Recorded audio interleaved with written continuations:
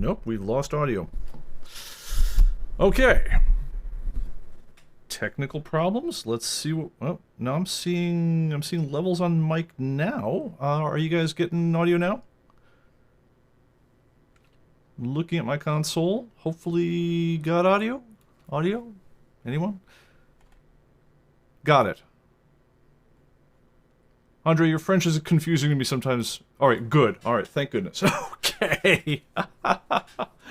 Guys, this has been the weirdest setup for this whole thing. In the 20 minutes before this show, I've had to reboot our switcher, our computer, our monitor, our video cards. Apparently the audio decided to give out. We decided that there was not enough stress in my life today, so, everyone was going to chip in. It was a group effort.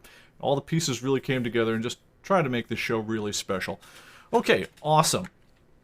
And this is why you check the chat. As you guys remember the show about, I don't know, 5 or 6 back, where I spent 9 minutes talking to empty air, and I thought it was very coherent content. And if you could lip read, maybe you would agree. But that's why I've learned the hard way. Check the chat the first thing on the show, and we'll take it from there. Anyway, hi, welcome to the show. The usual production standards you've come to know and love from this whole thing are all in full effect. And we are bringing this to you from live in Franklin, California, just outside Nashville. Other special guests we will have today, probably. We have a neighbor next door building just a ginormous deck, which apparently involves something just short of, like, blasting for their foundation, which is really special. So if you hear crashing and, things like that during the show, probably not coming from inside the house. It's probably coming from next door, but hey, the way this is going, who knows? Other things that are going on. Like I say, this is the special running around like a crazy person. This is my fourth espresso of the day. We have big things in the works. I don't want to make them the focus of this show, except kind of peripherally, because I want to hit your questions this time out. But definitely, please put your questions in the show. I will hit as many as possible. A competent man by himself has already given me enough to do the entire show with. But I'm going to take a bunch of his, but I don't want to make the entire show just the all-competent man show. But thank you for that, competent man. All right, let me go ahead and huck this up, and we'll take it from there. All right, also, I'm going to do a special thing. So, if you guys remember the fate of the giant box of Eagle Moss graphic novels from behind me previously, and I said, look, I've had it with these guys. I had like 30 of these graphic novels that they had double shipped to me, and I was looking to send them back because, I didn't pay for the extra ones, and it was like $180 to ship them back to them, and I was waiting for the longest time. I said, guys, if I mail them back to you, are you actually going to pay me back for the shipping? Being that I've already paid once to have the extra one shipped over from England that I shouldn't have had to pay.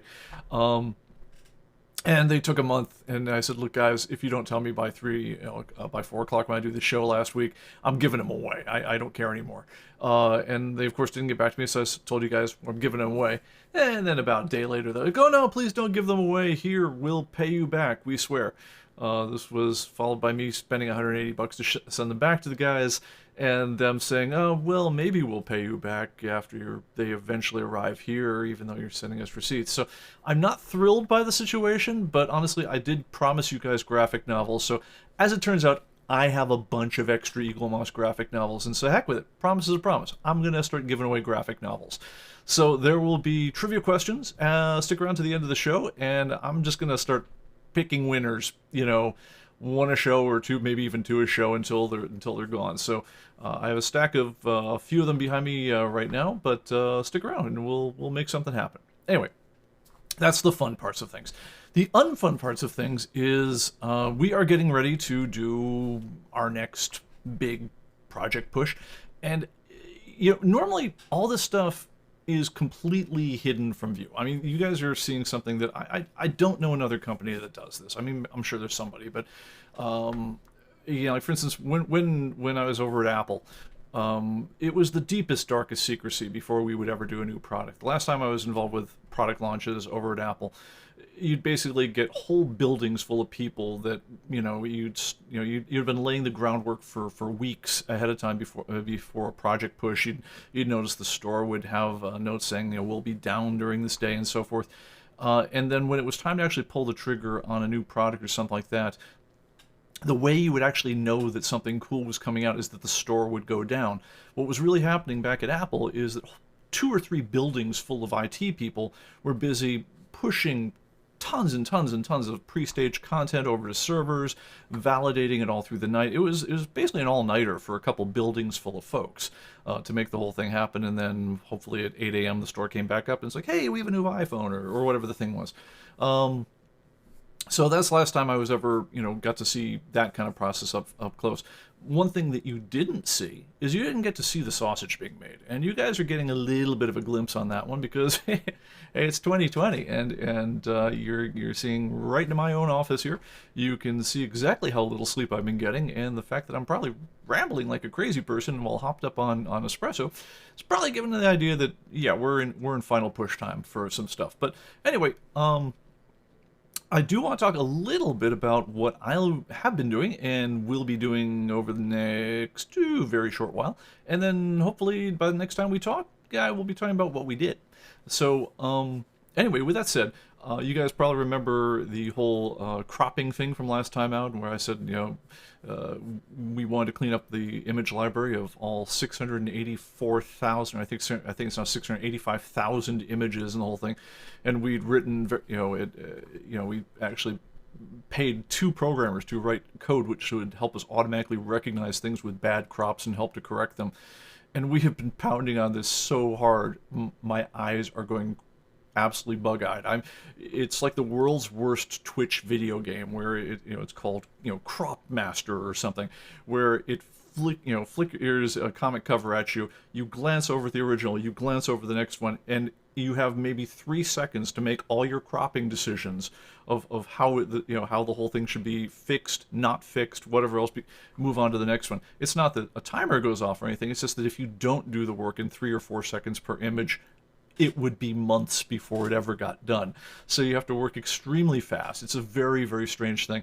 And it's kind of interesting until you get to things like Archie, where every cover is miscentered. Every cover is, well, it's an Archie cover. And it's not all that rewarding on that part. And when there are thousands of them to do, you're like, oh, dear Lord, what have I done with my life? That said, I do want to go back to the question asked in the very first ComicBase live stream where somebody asked, it might have been George, Betty or Veronica? And I'll admit, question caught me blindsided. I had no real answer for it. I had never really pondered the question at all. Having now seen and cropped the gag covers off of at least a couple thousand Archie, Betty, Jughead, whatever else, comics, I feel have a learned opinion to go on this whole thing. It's Betty all the way. There's no question about it. Veronica is a good-looking gal, but she's useless. Betty has been a car mechanic. Betty has baked things. Betty has fixed, the jalopy. Betty is useful to have around. Betty was running an IT thing on one of the covers. I have never seen Veronica do a darn thing in her life. So if I'm going to hang out with one or the other, it's Betty for me. Your mileage may vary, but I now have an opinion. These are the things that go through your mind while you're playing the horrible Crop Master game. All right, let's just do a quick check of the chat here. It comes from Ethan Van Syver. Oh, what? All right, hold on a second here. All right, okay, so let me back it up a little bit here. Got it now. Okay, so let me make sure also that we've got the keying on here so we can see things. Greg C says, I got my 19th copy of Heroes Inc. featuring Canon, a Walleywood classic. Excellent. I should be hitting that one in the grand cropping scheme in the next couple days. Let's see here. Greg says, also, rumor has the DC stopping publishing in June. Man, I had heard rumors along this line as well of further layoffs at DC and so forth. I have not had time to validate any of this. I don't know if you guys know this, but I actually do a reasonable amount of show prep on any of the shows that I have that aren't viewer question shows. because I actually feel like there's a duty on behalf of anyone who's going to go out there and state things you believe to be facts, that you actually check sources and try to verify things ahead of time. I haven't had a chance to verify a darn thing around the DC thing. I can definitely tell you there's a lot of smoke coming from that neck of the woods. I will look into this one, but probably not for a little while, which I guess when I eventually do know something will give me the advantage of having some perspective on it. But yeah, it sounds like things are wacky over at DC right now. I hope everything's okay. He says it comes from Ethan Van Sar. I don't know if it's true or sour grapes. True. Richard says cut out. I hope that doesn't mean audio. Greg says Barry Veronica was my question. All right. And Greg says Veronica is fun for now, but Vetty will always be there for you. Absolutely. And we're gonna skip over a couple other ones there. Okay, moving on. Okay, on to questions that folks have asked. I want to hit these as expeditiously as I can. A Competent Man is going to be dominating the show if you guys don't kick in your own, so we'll go ahead and do that. And yes, John, it would be weird to say Ms. Grundy. Your tastes run to more seasoned women than mine do, but that's cool. All right. So first question that I got before the show, and let's go over to the computer here, which is to say, it basically was from Mike. It was along the lines of, "Hey, got the new version. It's nice and everything, but you took away all the data. How do I get to put in the UPCs again?" And once you actually realize, this is one of the fun things about doing tech support, is once you actually realize what's being asked, it's like, oh, well, that's actually very simple. When we went to ComicBase 2020. Up from so ComicBase 2017, if you guys remember that far back, it's all of a year and a week or two ago. We used to have 70 some columns that would display out in the main grid, and that was a lot of data. It was very if it was interesting to you to be able to see, say, the picture file size in the grid, that was great to see, but it was overwhelming for most folks, and a lot of times the information you really cared about was over on the far right, where it involved scrolling left and right to get to where you wanted. One of the things we really made an effort to do when we went to ComicBase 2020 is let you tailor the experience to be a little bit less throw stuff at the kitchen sink. So we tried to figure out, well, what would be a nice set of things that most people would care about on the main grid that would not involve scrolling left and right? Because scrolling left and right is not great when you're in a big grid. Now, people have different sized monitors. I have, for instance, I'm looking at this on my smaller monitor over on here. It's a 1920 by 12, I think 1280 monitor. I've got a 4K monitor. That's my main monitor. But we wanted to make it so that most people could see the critical stuff, and that's what we chose as our default format when we went to ComicBase 2020. If you have information that you see that is not there in the grid when you first get to it, pretty simple. Just come up here under Setup, go to Columns to View, and bring it over to the monitor you're on, and then just basically go down the list, and you'll see that there's check marks along a great many columns. In this case, I have a weird mishmash between some custom fields and some main artist-writer type things. But like this guy, for instance, wanted to see let's say the Alt UPC. Just go ahead and check it off, and it will appear when you close the window. If it's very important to you, you can also move things up or down in the listing, like this. It's a little slow, admittedly so. But you can essentially nudge it over to where you want to see it. Alright, so now I've got UPC, should be just after the storylines. Let's knock it over a couple more. Okay, so now when I close this one right here, you'll see that the Alt UPC field's right over there. So anyway, that's basically it. Just basically, I would definitely suggest the art of using really anything is have it show the least amount of data that gets the job done for you, because everything else slows you down, but you definitely need to see all the information that lets you do your job, put it in the order that makes you most efficient, get rid of the other things, or at least hide them from view, would be my general rule for anything in terms of data presentation. But we had to take a couple different approaches, guesses as to what people use a lot in terms of ComicBase when we went to ComicBase 2020. If we didn't guess right for you, just go ahead and change it. And by the way, let me also pull up the columns to view again. There are some presets here. There's a standard, which is kind of like your main notes, artist, writer, quantity custom field, things like that. There's a standard with all the custom fields built out, and then there's data entry, which is basically everything that we think you might be entering as you're just going in and entering a comic book. So those are presets, and then you can start from there and then customize as you will. It'll remember what you did. And also you can have different views for books and magazines and comics. So you, depending on what you're doing, you can have different things for all of those. But that's what I would suggest for that. Okay, that was Mike's question. All right, let's go back over to Competent Man, way at the top of the show. Let me see. All right, so he's basically saying he had a friend who had an older machine. It was running very slow.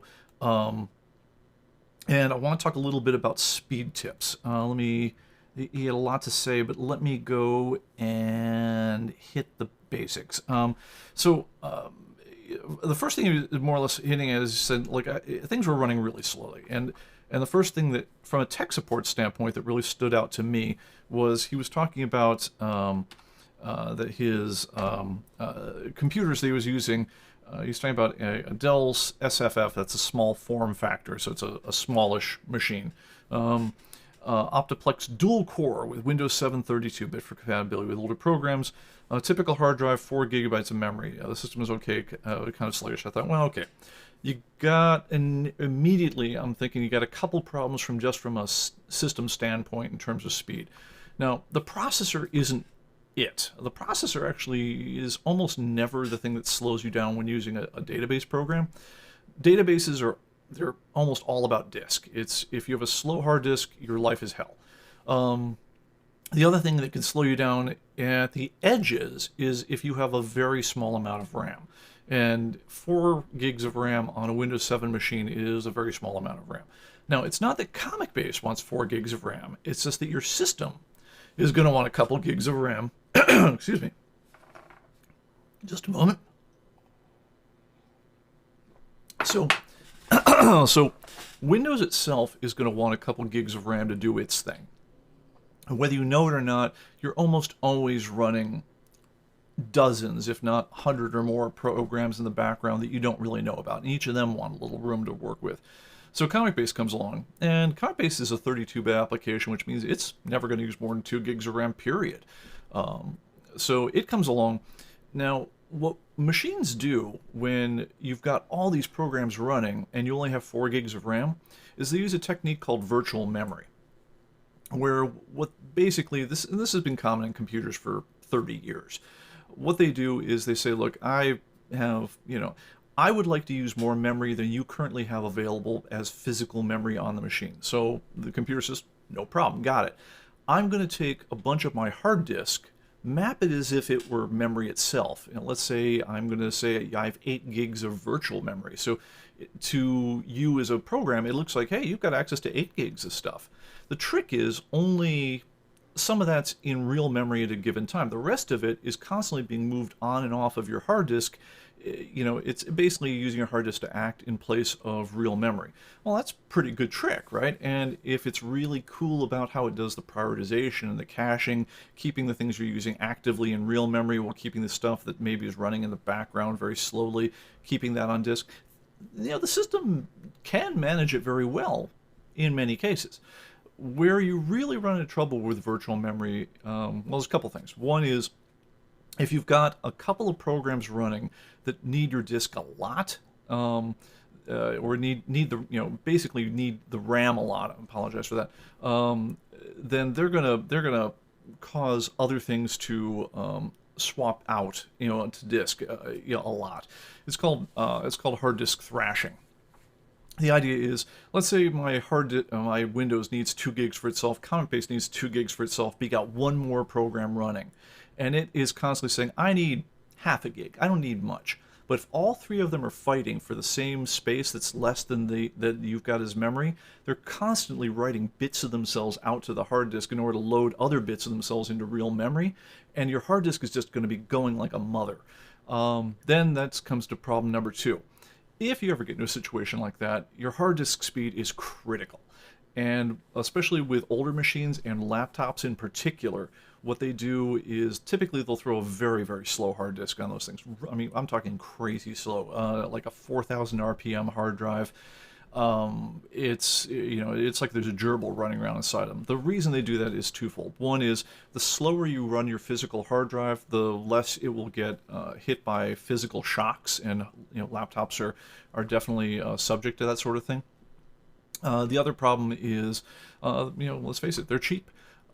If you have a very slow hard drive, it's cheaper than a faster hard drive. It might just difference might be 10-20 bucks, but if you're Dell and you're making 1 million of these things, that 10-20 bucks really adds up on your bottom line, because it gets costed out and added to various expense factors and so forth. And that 10-20 bucks may be millions upon millions by the time you factor in the overall life of the product. So they're going to throw the cheapest, slowest component they can possibly get away with that has the spec that you're watching, which is usually the capacity, that will make you buy it in the first place. So you say, hey, it's got a 1 terabyte hard drive, but they don't mention it's a really freaking slow 1 terabyte hard drive. You say, it's got 4 gigs of RAM. Oh, 4 gigs sounds pretty good, but if you've got a bunch of other stuff that's fighting for that 4 gigs of RAM combined with a really slow hard drive, you are in a recipe for just absolute hell. And then lastly, I'd say one thing to watch out on all these things is your security software. So when you are a Dell or one of these other guys, first of all, we all know that the world wants to break onto our machines. It's a rotten world out there. It happens. But Dell and some of the other computer manufacturers get actually paid a couple bucks per copy for every time they will install McAfee or Norton or one of those things as a pre-install onto your hard drive. The idea being, Norton says, hey, we'll give you $1 a copy to install Norton onto your thing. They'll have a free 30-day demo. That's a service for your customers. And after that free 30 days, you're going to go and spend 30 bucks a year or 60 bucks a year, whatever the thing is, directly with Norton in order to extend your subscription, so that it all it's a win-win for everybody, right? Well, the problem is the security software is also going to want to be constantly monitoring your hard drive, constantly checking things, and just generating a ton of disk activity. You put that on a slow hard drive that doesn't have enough memory with virtual memory and so forth, and you just have a recipe for this thing running slow as a dog. All right. Anyway, that's that part. And another thing to mention. Well, let's hit the Windows 7 thing at the end. Let's move it on. So, the company asked, why was the laptop so slow? And ComicBase took the laptop back and they upgraded the 5200 RPM hard drive to a Kingston SSD drive, and is shocked at how fast it went. Absolutely true. I've said that before. Have a look at these speed tips videos. We did speed tips part 1 and part 2. I want to say it was the live stream numbers 5 and 6 or 6 and 7. It was one of those. It has pictures of the Flash on the cover. But we go through all the things you can do to make ComicBase fast. At the end of the day, it came down to he was able to get ComicBase to launch in, he said about, hopefully I'm saying this properly, I'm scanning again. It was, it said it went from taking minutes to start up to about 20 seconds, something I didn't think was possible. You think that's good? All right, watch this one. Let's go ahead. I'm going to switch over to mine, and I'm going to exit. All right, just exited, and I'm going to launch it, and go. 1001, 1002, 1000. Yep, okay. That's the speed that I expect ComicBase to launch on a modern system. If it's launching much slower than that for you, you can do better. Check your security software, check your disk.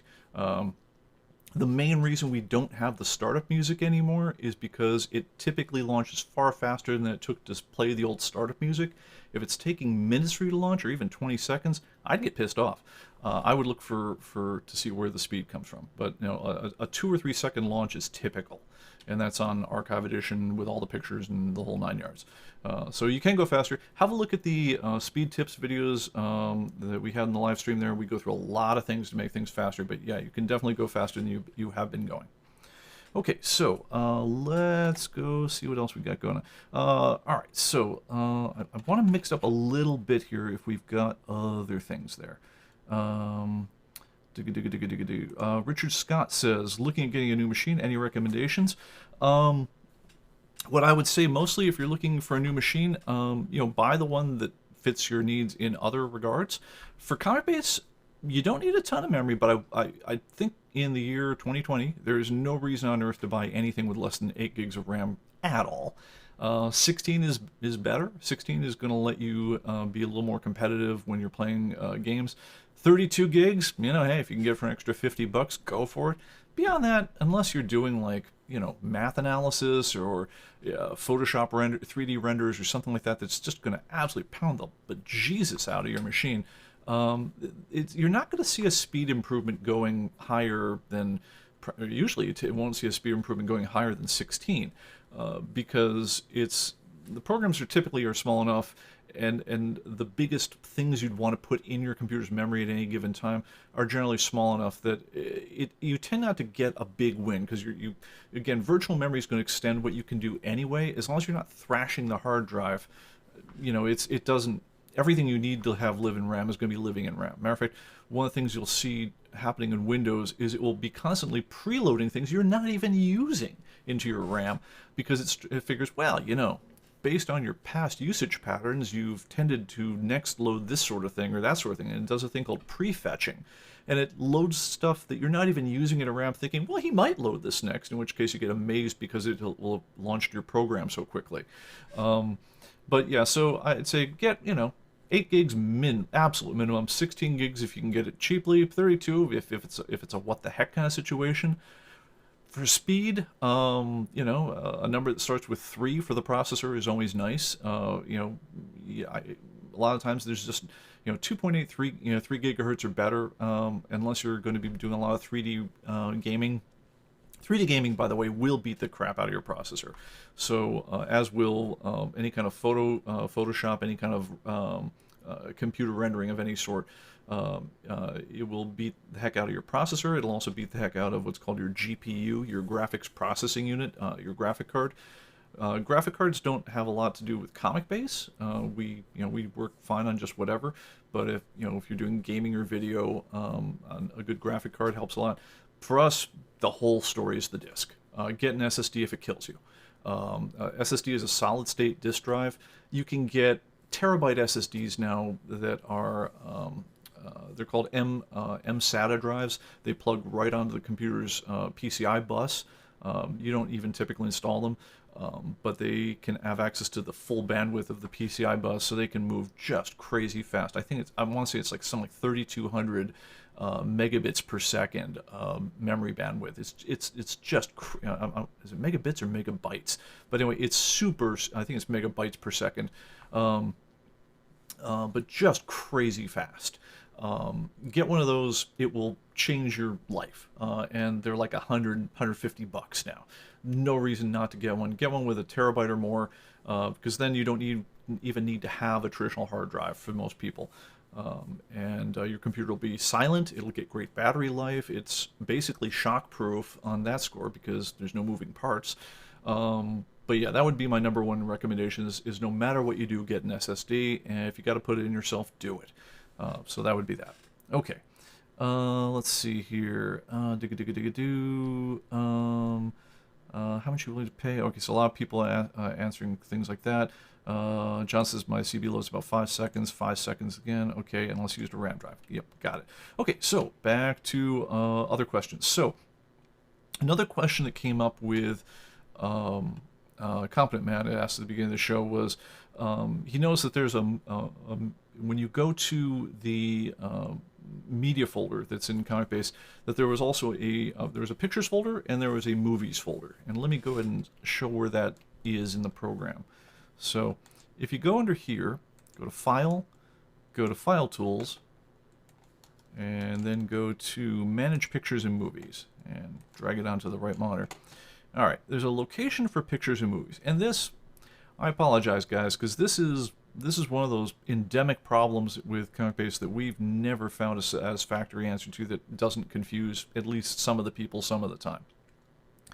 This is the location which contains your pictures and movies folders. Now, I'm not asking where your pictures folder is. I'm not asking where your movies folder is. I'm saying which one contains those folders. And one thing we did that was a good idea once upon a time is we added a reset button, which will set it to its standard location. Right now I have it set to a special location on a Dropbox, which we share data with the other members of the ComicBase team.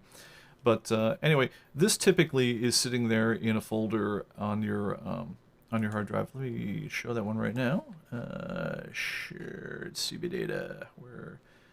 Actually, let me go to the default one here just for a moment. Okay, so typically it lives over here.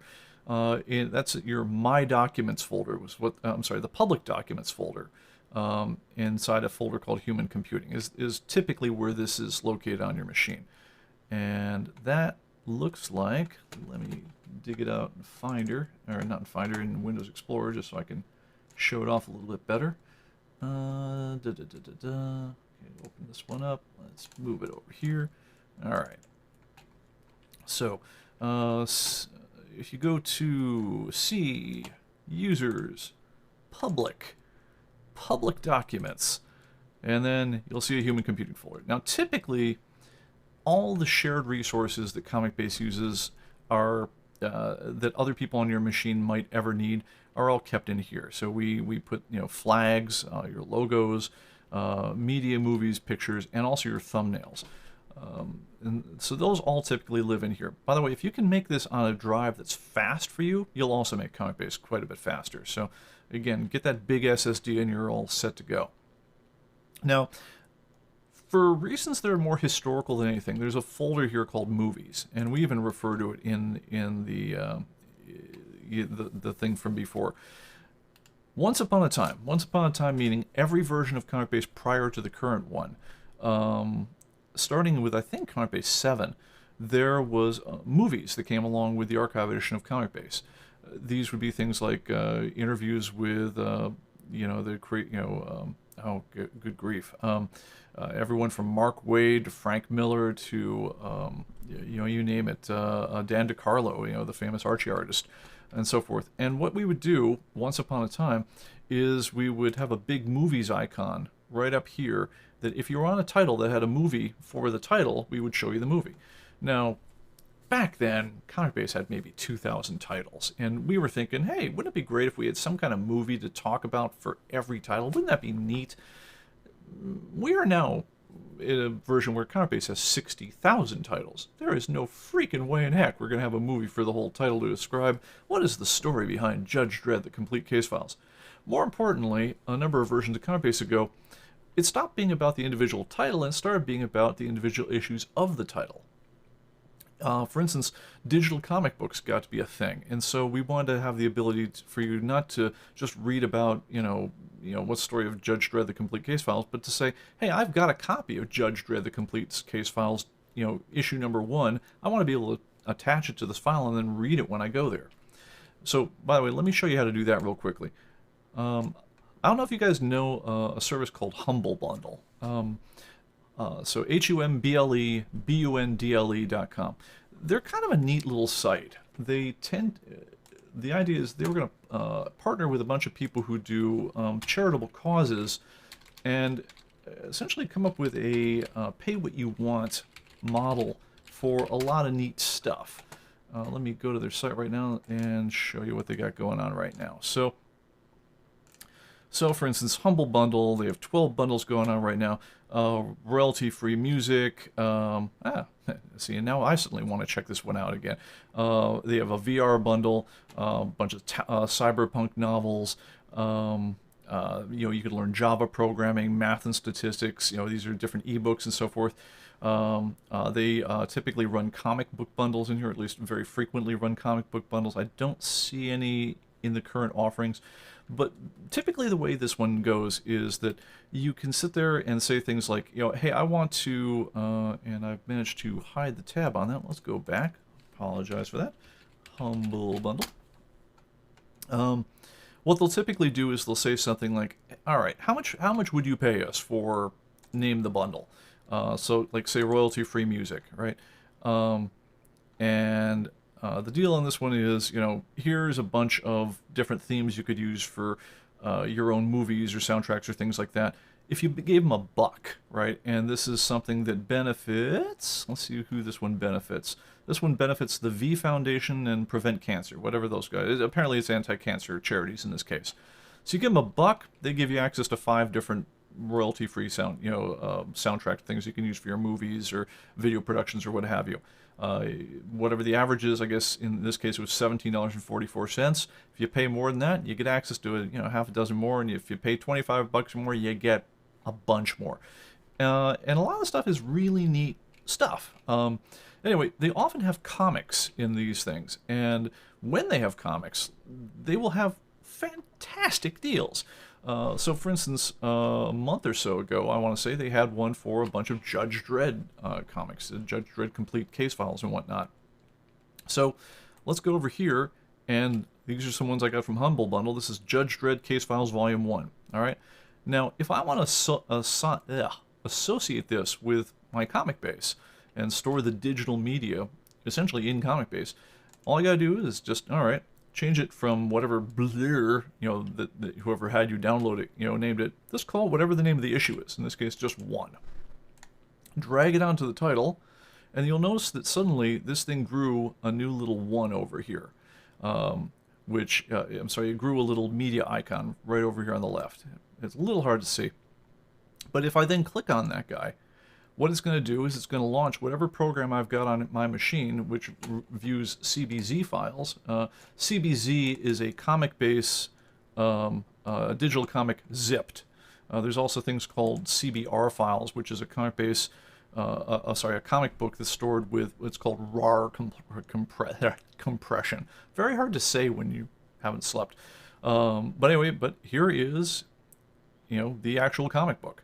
And so as I'm browsing around in ComicBase, I can just be reading the whole comic book right from here. So basically, once again, all you got to do to make that happen, name the comic book. This is, Case Files Volume 2. Name it just 2, that's what the issue is. Drag it onto the grid. You'll see the icon appear. Click on it, and you're looking at it. And you can do this with movie files. You can do this with PDFs. You can do it with lots and lots of different popular types of formats. And that's a really great way to make this stuff happen. Now, where do these files live? All right, well, let's have a look at them.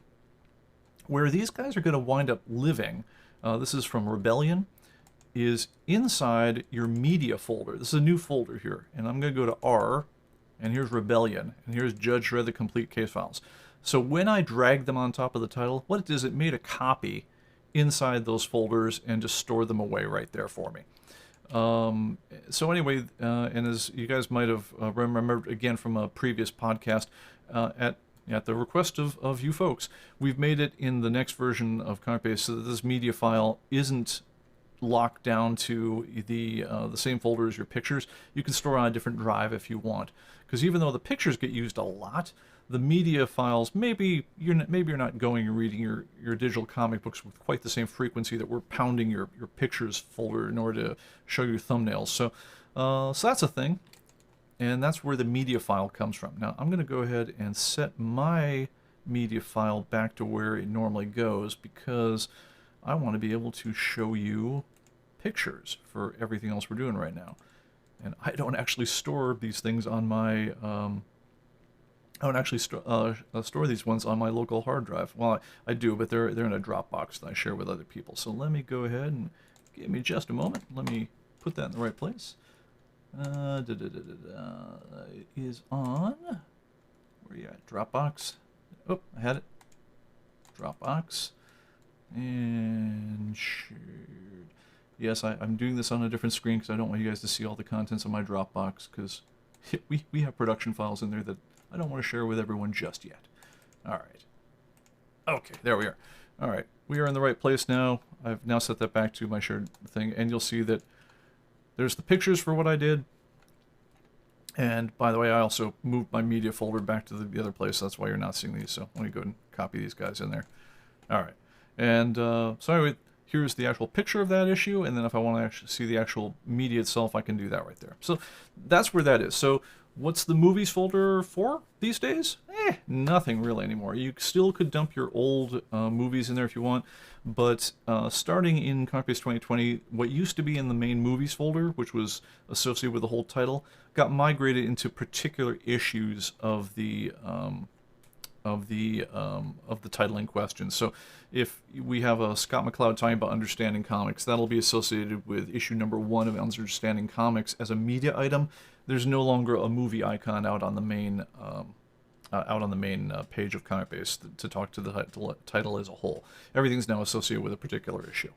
So at the end of the day, if you see a movies folder, you can blow it away safely in ComicBase 2020. You'll want to keep it around for ComicBase 2017 or earlier, but that's kind of the end of that very long story.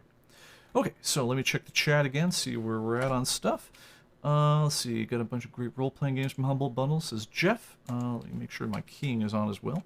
Alright, so... okay, a lot of recommendations for SSDs. As Richard Scott says, I paid $80 for a 1 terabyte recently. Dang. Oh, not an SSD.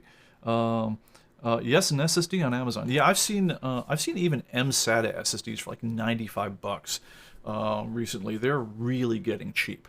It used to be you would have a really skinny, really small SSD that you put all your really critical stuff on, and a really big hard drive for putting your big stuff on.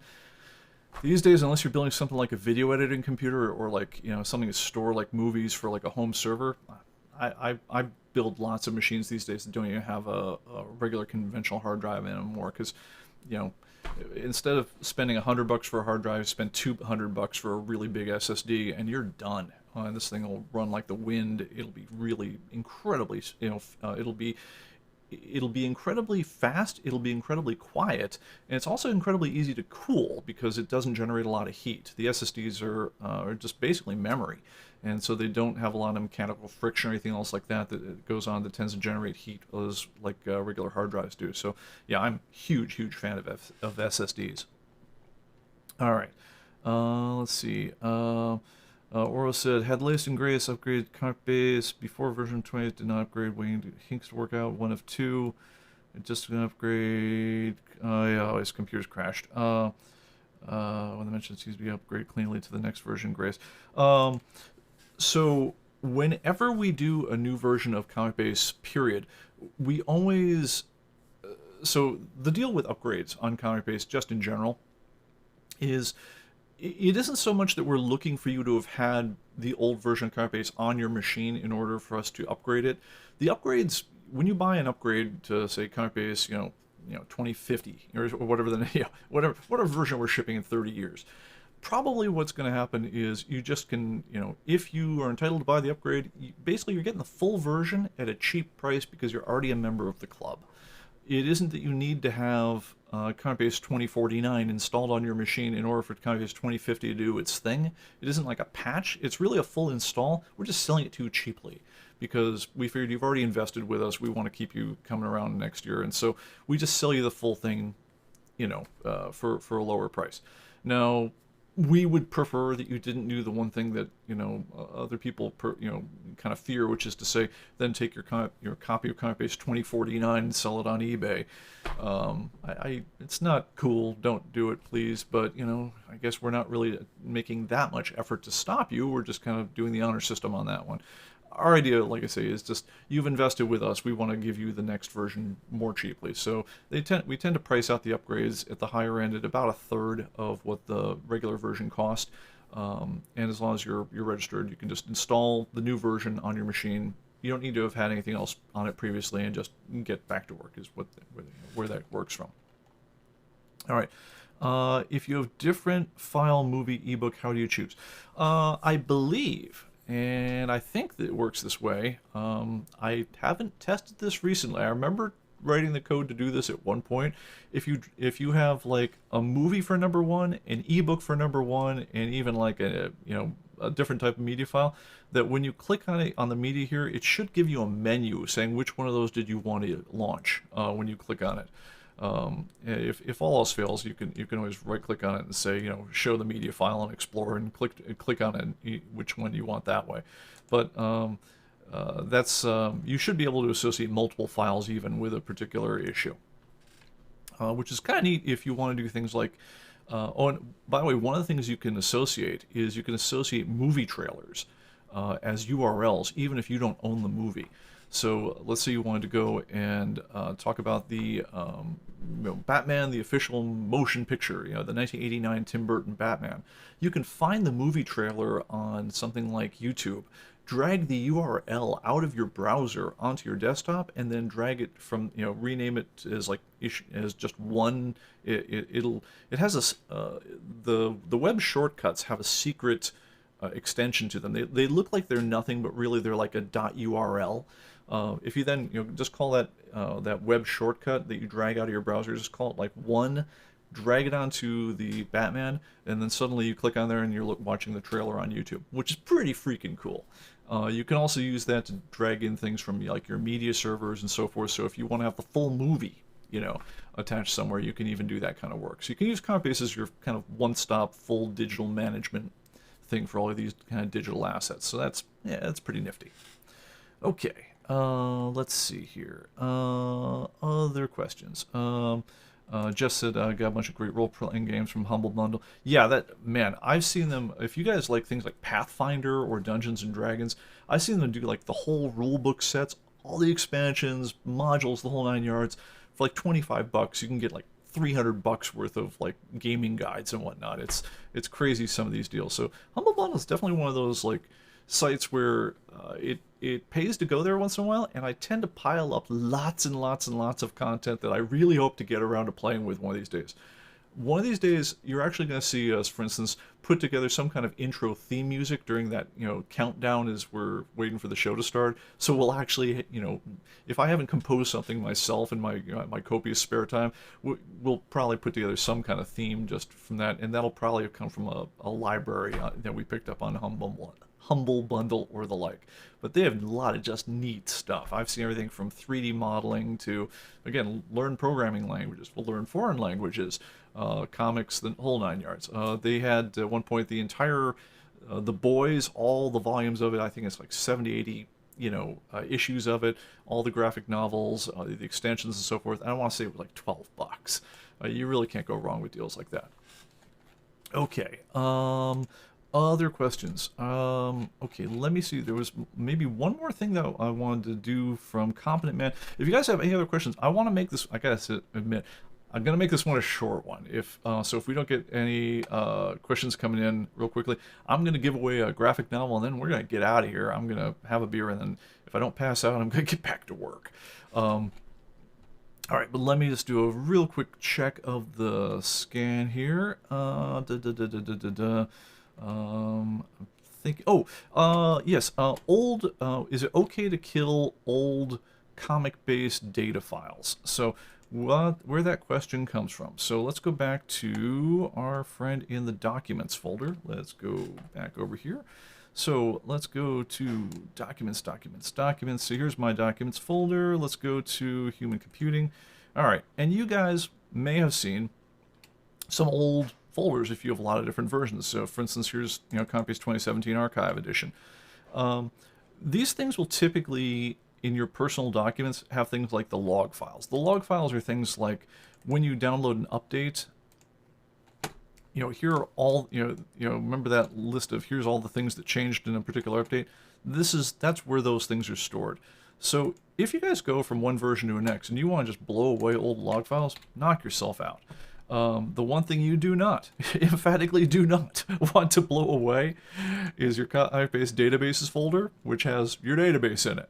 So yeah, don't touch that one, you're good to go. But that one, its name is ComicBase databases, but if you want to blow away anything in these individual ComicBase 2020, name of a file, things like that, it won't hurt anything at all. If you also are of a mood to, you can go. There are special folders in Windows. Let me see if I can. Nah, my mouse is not working in terms of showing the magnification, so let's bear with it for now. But there's a couple of special places Windows puts stuff. One of them is called Program Data, all one word with percents on either sides. And what that is used for is where programs are meant to stick data that they use just for their own running. For instance, ComicBase, if you look at, see here's the Professional Edition, this is where all the audio files live, it's where the graphics used inside the program live, where the report files go, stuff like that. These things will typically be cleared up when you uninstall ComicBase or when you install a new version, but you got old things like that laying around, yeah, you can go ahead and nuke them. That's not a problem for us. As long as you're not running that same version of ComicBase, that's also good to go. And there's another one called AppData, AppData, again with percent on other sides. And here again, we will use these.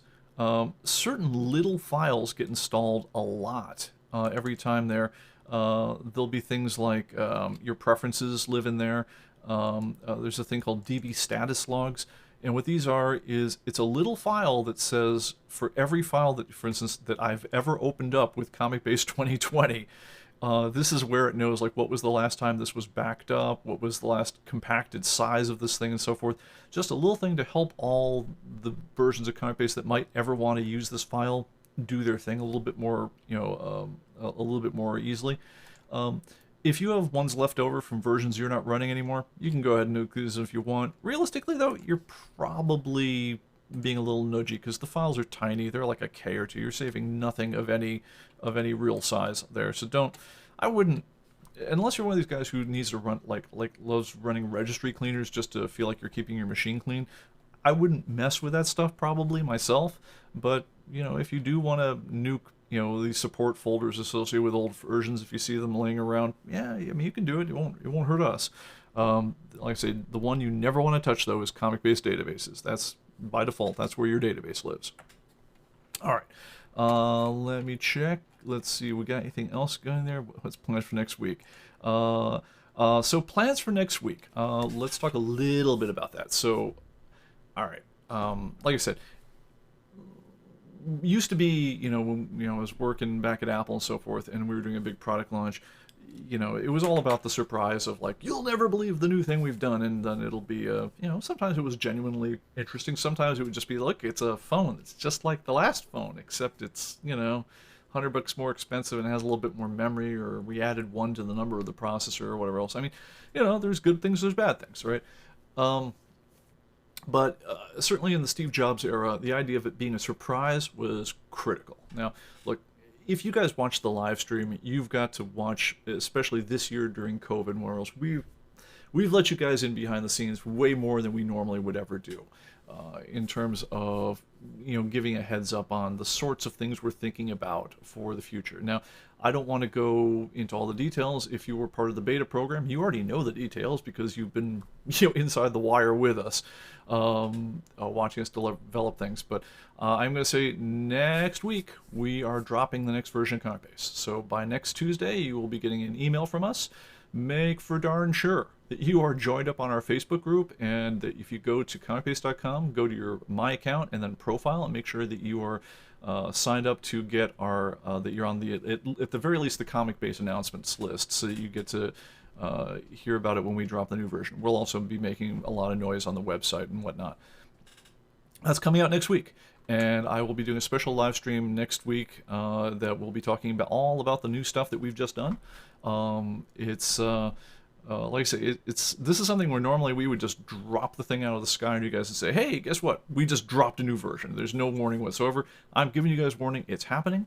Now, one of the reasons people never talk about new things before they come out, at least smart people, which clearly we're on the edge of that camp if we're in it at all, is that the second you say there's something new, in most cases, what that really does, it tells all your customers, for God's sake, no matter what you do, don't buy the thing we're shipping now.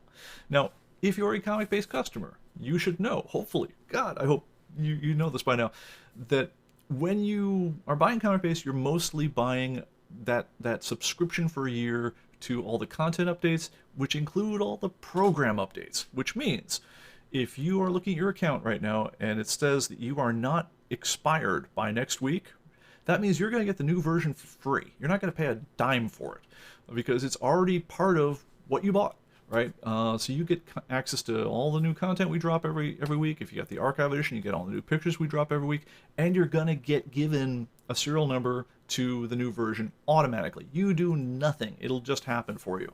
And we'll give you the update instructions, which hopefully, if we do our job right, will be the easiest update we've ever had for anyone.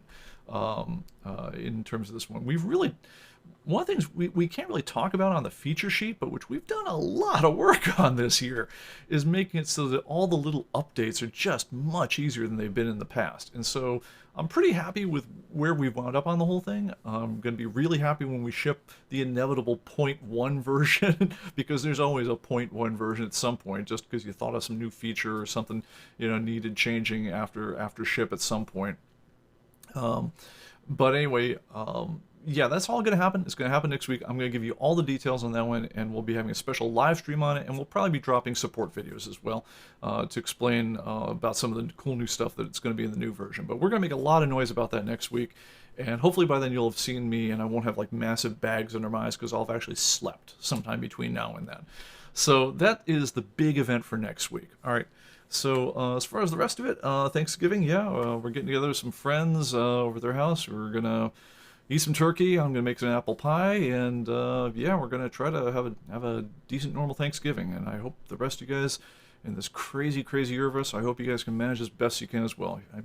Family's important, friends are important, and look, not catching the Wu flu is a good thing. Especially if you're older or you've got, as they say, quote, comorbidities. Death is bad, people. Don't do that if you can avoid it. But you know what? Going crazy because you haven't seen your loved ones, also bad. And that's worth paying attention to as well. All right. So have your keyboards at the ready, folks, because I'm going to give away some cool stuff. And honestly, if this is fun, I'm hoping that we do this a bunch, because I got a bunch of stuff that I can give away this year. So, all right, here's the deal. The prize for, at least right now, Eagle Moss graphic novel, Wonder Woman, Gods and Monsters. It has, I believe this is, the side of this thing is Manta. If you guys were to you see them all arranged on my bookshelves, which I will be showing you. I swear to God, I got the new bookshelves in. They're just off screen this way. I'm not going to tilt the camera because it'll take me forever to get it tilted back, but it looks sharp when you get this, because it's basically, it's a tableau of the Alex Ross villains from the different DC heroes, or this is all little sections of them, so we put all the books together on an edge. It makes the Alex Ross painting. Anyway, so Wonder Woman, Gods and Mortals. And, all right, so I'm gonna give away 2 graphic novels, and it's gonna go to the first 2 people who answer. Well, let's see. I'm gonna give 1 to the person who answers the first part. I'm gonna give 1 to the first person who answers the next part. But if you answered the first part, don't answer the second part, because that's just being greedy. Okay. The first one is William Moulton Marston, the creator of Wonder Woman, originally had a job, and actually all the time that he was working as a writer for Wonder Woman, had a job doing what? He was not a comic book guy in his day job. The comic book thing was a sideline for him. All right, that's part number 1. Let's see if anyone got. Actually, there's going to be enough of a refresh delay everywhere that I'm just gonna have to take it. However you wind up first in the queue, that's the person who gets to me. And by the way, if you guys have anything, if you've already answered the whole thing, and you want to figure out how to claim your prize, let me direct you to this. That should be showing my email right there. Just email me straight off after the show. Make sure I have got your mailing address, and I'm going to send you graphic novels. All right. And has anyone got it yet? Actually, I'm going to switch over to YouTube on this one because my live stream otherwise is on a 1-minute delay, and I need this to be faster. So give it just a second for it to spin up.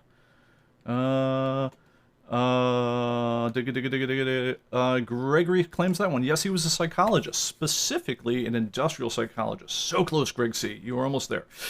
Yes. So William Moulton Marston was an industrial psychologist. All right.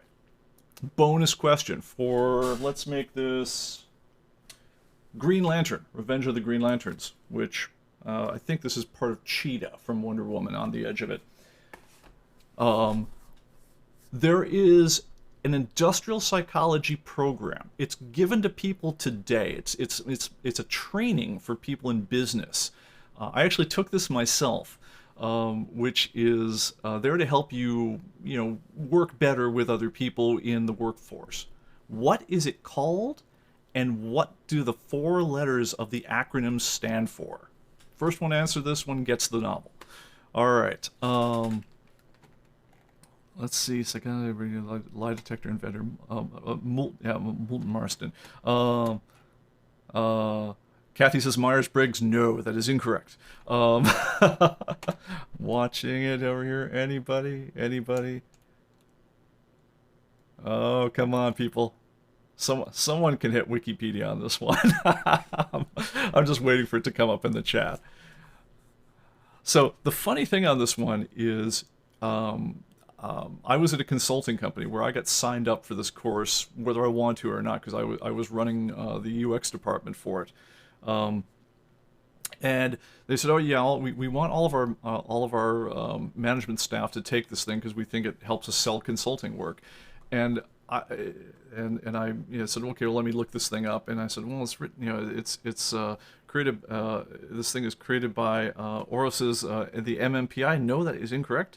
Greg says, "What are the four letters that abbreviate polyamory?" Nope, nothing to do with it. Anyway, so the so this training, and again, it's a four-letter acronym. And I'll give you another clue. He did this one. He wrote under William Moulton Marston. His psychology name was just William Marston. Anyway, or I might have that reversed. Anyway, when I heard what this thing was, I looked it up and I said, "Wait a minute, wait, this is psychology training for the workforce, created by the guy who wrote Wonder Woman. Is this for real?" And yes, it was a real thing. These guys really expected us to spend our day in this seminar, taking these things and taking all sorts of tests and everything, and going through the training. And I thought, this is going to be this is going to be hilarious. I can't believe I get paid to sit in this ridiculous thing. And it wound up being, all right, disc assessment. Greg collects that one. All right, so Greg and Greg. All right, both you guys, please send me at P Bickford at Human Computing. Send me your shipping addresses. Greg Heck, you get the Wonder Woman, and Greg C, you get the Green Lantern, and we'll do this again next time. Anyway, so the thing is called DISC, D-I-S-C, and he says dominance, influence, steadiness, and conscientiousness is what the abbreviations are for. And by the way, that is what the modern version of DISC training stands for. It's been that, so if you actually go and take DISC training, I'll actually say this, it was not BS. It was like, I expect this thing to be normal corporate absolute crap. I mean, like, I expect it to be the most useless waste of my time ever. It was actually useful because what it focuses on, and I was shocked by this, I was so not a believer. It focuses on the observable traits of the person you're sitting across the table from doing a negotiation with. And you can kind of say, like is this guy like really high in aggressiveness or assertiveness or dominance? Is this guy really high in, for instance, I'm very high I. I'm very high influencer. I don't really want to dominate you, but I want to convince you of the many advantages of following my plan. That's kind of how I roll. Other people are very compliance-based. These are the guys you typically in your IT department who want you to make sure you followed all the rules, and they'll go all passive-aggressive on you if they feel like that you've ever pissed them off. And then there's other guys very stability-oriented, where I used to have a guy who worked for me where I'm very high I. I'm always like, yeah, this is a crazy idea, guys. You would love to, let's do this tomorrow. Let's just change everything. That's a typical work day with me. And I would have this guy working for me, and he's one of the guys who, like, every time you say, let's change everything, his world explodes, because he's all about, like, stability and family and friends and leave my life alone, please. And when I go rolling high influencer on this guy, he would like have a brain melt. He was a terrific guy, but it was like I kind of had to learn to tone it down. Anyway, so the DISC thing, this is again this is the guy who wrote Wonder Woman. He invented Wonder Woman, an Amazon who ties men up and forces them to tell the truth with her magic lasso, right? This is the guy, right? The original 4 stood for, D was for dominance, I was still in intuition or something, or influence. S was not stability, S was submissiveness, and C was compliance. They've learned you can't say dominance and submissiveness in a modern workforce. And so the guys who run DISC training, which is, it's an officially licensed, it's like one of these business cult groups, that, does all corporate training. There's always like some little cult at the center of them, right? But they of course, realize which, side their bread was buttered on and decide, we're going to call that one stability. And basically it's a euphemism on the original formulation. So anyway, the whole thing sounds absolutely ridiculous. And I gotta say, check it out. It actually was surprisingly non-BS, at least for the world I was in terms of like selling corporate consulting. Because it would tell you things like, look, if you got a guy who's like really high dominance, this is like typically the guys who will wind up in the C-suite or VP level and above. Typically, they're the guys who like, look, dude, just bottom line it for him. You will piss him off if you spend 5 slides of your PowerPoint deck explaining how wonderful you all are and how you're all steadfast members of the corporate community. And look at all our, all our ISO certifications and everything. The guy will be sitting there drumming his fingers by slide 2, and by the time you hit slide 3, he'll be like, "Can we get to the money slide?" Just skip to the chase with that dude. Whereas on the other hand, if you got a guy who, for whatever reason, maybe you're selling into an IT department or something, who's very high S, then that's the guy you want to chat with about, hey, how's the wife and everything. Get that going, because he isn't going to warm up to it all until he's convinced you're not going to destroy his world, and so forth. So yeah. Anyway, that was kind of it. So, all right, guys, that was the show for today. Thank you so much. I hope you enjoyed it. I'm going to go have a beer, and we'll catch you all next time. But yes, both Gregs, please send me your contact details, and I'll send you